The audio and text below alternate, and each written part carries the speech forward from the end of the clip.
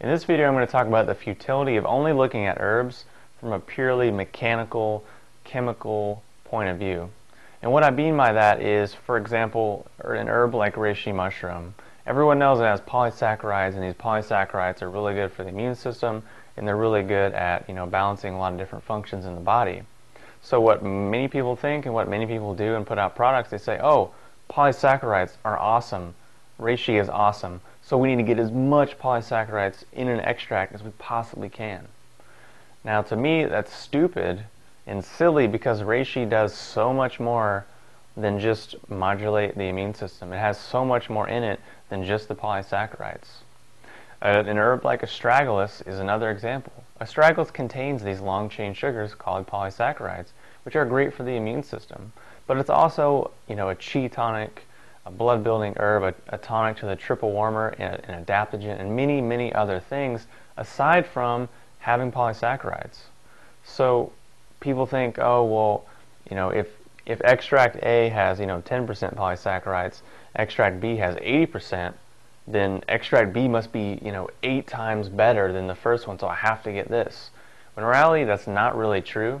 Now, of course, if you're in a very acute situation, you're in a traumatic situation where you need a really strong effect, where you're maybe an immune deficiency and you only need those fractions, then sure, you go for that. But you realize that it's not the full intelligence of the herb, it's not the full personality of the herb, that it's only one little fraction, and there may or may not be side effects with that.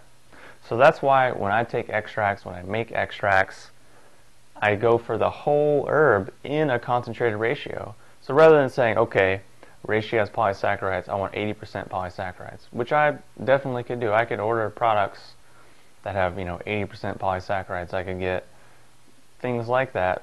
For example, mucuna would be another herb. It has L-dopa, and we all know L-dopa is really awesome and helps us feel great. But there's more to mucuna than just L-dopa. There's many other things at play.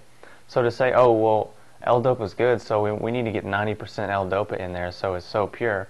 And then when you start to reach that point, you start to reach a drug, you start to reach something closer to a pharmaceutical, and you start to lose the full intelligence of the plant. So that's why I like extracts that are 8 to 1, 10 to 1 of the whole plant concentrated down into one part extract. So sure, you get a really well-rounded, concentrated, potent effect, but you get the whole intelligence of the herb. You don't just get one little fraction over here, maybe one little fraction over there, then you get this weird little thing that doesn't quite have the effect that the whole herb is known and is typically famous for. Much in the same way that we're complex people with lots of different aspects to our personality, many herbs are very complex and have many different aspects to their personality. So if I were to come up to you and say, look, you're really funny, so 24 hours a day, 7 days a week for the rest of your life, you can only be funny. That's the only spectrum of experience that you can have. It's the only behavior that you can embody and demonstrate. The end. For like 5 minutes, 10 minutes, you might feel really great, but after a while, you're going to think, this really sucks. I don't like this. I'm a lot more than just this one thing. And it's a very similar thing with herbs and with plants because they have an intelligence. They have to grow in an environment. They have to survive in an environment. They have to battle organisms like we have to battle. And because of that, they bring on and they cultivate their own intelligence.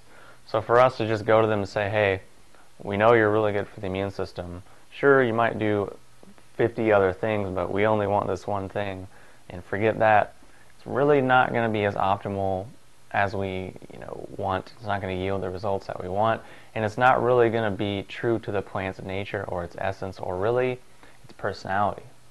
So that's why I typically go for whole plant concentrated extracts, because you get a lot more in a little space and you still get the full intelligence of the plant without one little fraction or the other, which may not be as balanced or as adaptogenic as we think it might be.